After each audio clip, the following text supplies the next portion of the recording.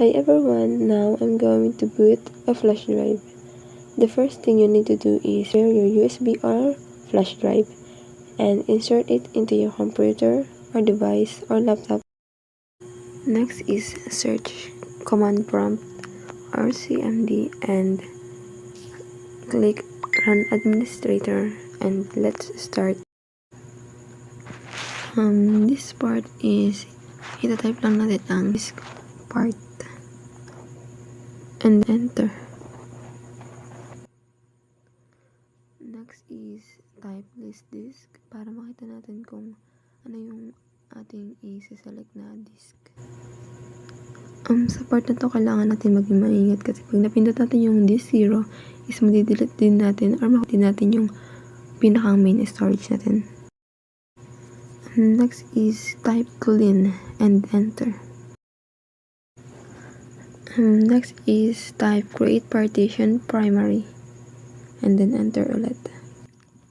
And then next is type create partition primary and then enter.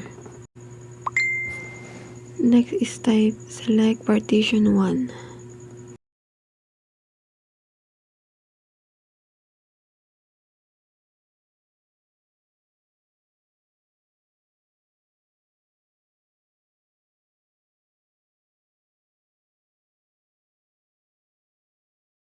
And then next type active and enter.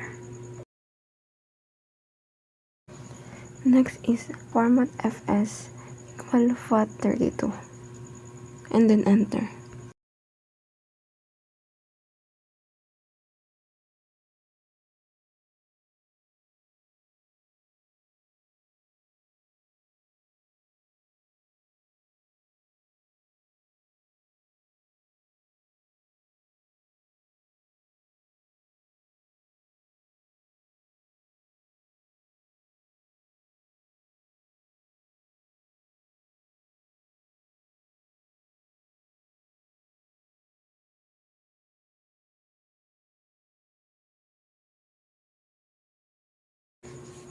The remaining 3 step assign, exit, exit.